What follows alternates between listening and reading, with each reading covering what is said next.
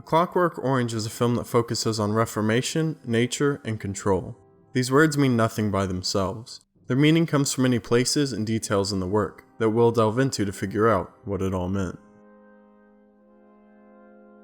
A Clockwork Orange is set in a somewhat dystopian future. The specific year and location are not disclosed, but it is clearly not the present and not a safe place. You could make the argument that it's just the region we're privy to or just what we are shown specifically, but either way, the place the film takes us to is dirty, unsupervised, and alien. It's a place that is certainly not altogether or well off. It's a stinky world because there's no law and order anymore. Allowing for gangs to rule the night, and even walk around freely during the days. The visual style of the film helps to establish this sterile world. Usually, flat, wide shots are used to show off the surroundings, which are often crammed, yet bland and impersonal.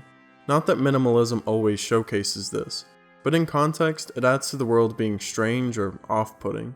It makes you feel that it could easily facilitate the creation of colorful gang culture to offset this. The mindset created by this is uncomfortable. The whole film is just plain uncomfortable.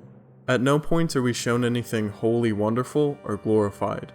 The actions, even those of our protagonist, are purely awful. We see violence, rape, corruption, hatred, and anger. Even moments that seem redemptive are just faked or after we've already seen a poor side. About this new treatment that gets you out of prison in no time at all. The crutch of which lay squarely on our friend and humble narrator, the self-named Alex DeLarge. Alex is someone based in impulse and by extension, his own nature. He's the kind of person that can use charm, faked or not, into getting completely random women to sleep with him, yet will also rape someone for the pleasure of the act or the thrill of the aggression. He's someone that gets his facilities taken away in prison, and yet uses the Bible as a sort of contact high. He's the guy to be relatively well off, and yet steal for the keepsake or bragging rights. Alex takes what he wants because his nature is telling him that's what he should do. There's no real logic or thought process. My mind is a blank. And I'll smash your face for you, your blockos. He just knows there's a time to be on, a time to be off, and a time to push it even further. He may not know who he is, but he knows what he's about. Which is a key to this film, what someone is about, his or her deepest instincts or their human nature. In a world that cares more for scientific advancement than deeper ethical quandaries, we're not concerned with motives, with a higher ethics. We are concerned only with cutting down crime. Why wouldn't people see a negative aspect of society like crime as something to snuff out through experiment as opposed to true reform? Men on that moon, and men spinning around the earth. There's not no attention paid to earthly law and order no more. True reform being psychologically, culturally, or socially based. A system or group of techniques trying to usher someone to understand that other people deserve a right to live uninterrupted. It's wrong because it's like against society. It's wrong because everybody has the right to live and be happy without being told, chopped and knifed. No, boy, you really must leave it to us. Not just a process of shoving it down their throat, even if what they are doing is horrific. Reformation, or the lack thereof, being a strong second motif, is not something in this culture's mindset. The one man in this sore and sick community who wants to save you from yourself. Not only in the scientific field, but also in a broader sense. I've learned my lesson, sir. I see now what I've never seen before. I'm cured. Praise God. You're not cured yet, boy. Eye for an eye is a term thrown around casually. You've made others suffer. It's only right that you should suffer proper. Along with the concept of revenge. People aren't seeing Alex as someone who is in need of some help or channel to get rid of some of his impulses, but as someone who once did wrong and deserves punishment. One of the few people that does try to help him not only originally intends for his acts to be of some You who are also another kind of victim should come here. political benefit. There are great traditions of liberty to defend.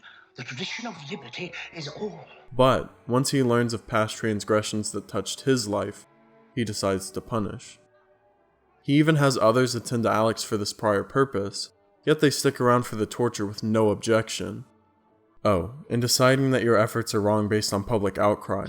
And when you leave here, you will have no worries. We shall see to everything. A good job on a good salary.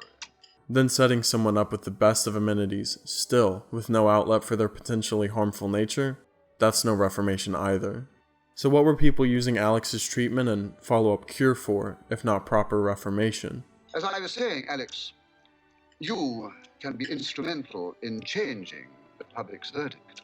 Our last motif, control. Control of popular opinion, control of undesirable elements, control of government seats. Despite the loose structure the early film seems to imply, there's so much control on display, from the tight corridors of the shopping areas to the overly proper procedure of the prison guard. Maybe it's that uncontrollable nature of the world that's making these background forces vie for their brand of structure. Or maybe it's just human nature. Sheep, thought I. But a real leader knows always when like to give and show generous to his unders. Human nature is not purely instinctive. A lot of it is learned behaviors or mutation in our vast gene pool. What is art? Some definitions would present it as an extension or reflection of something distinctively human. So would violating or disregarding art be desecrating human nature? This film seems to think so.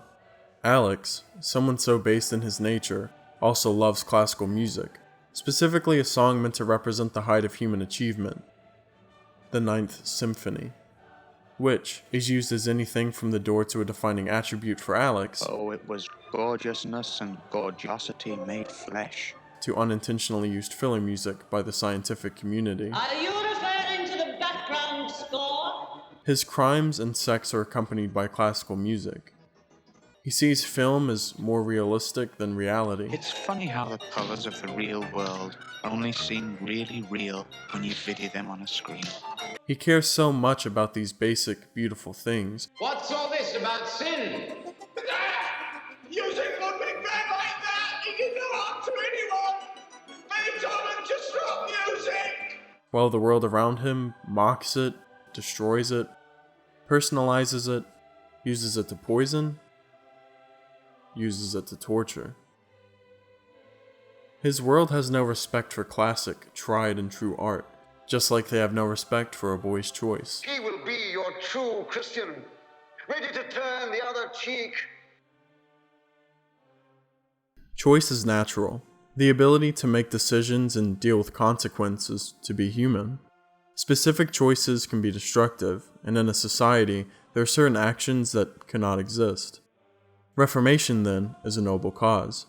When done correctly, it guides human nature to work within a society.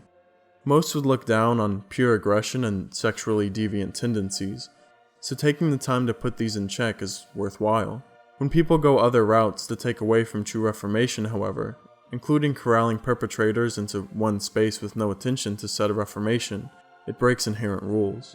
Trying to force human nature away instead of directing it to some use or taking away parts of nature that correspond to basic survival or even breeding is a flawed endeavor, especially when those in the intended habitat don't follow their own rules, are out of line, or act inappropriately in similar situations to those being looked down upon.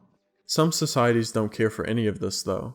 They use anything for control, however sacred or treasured.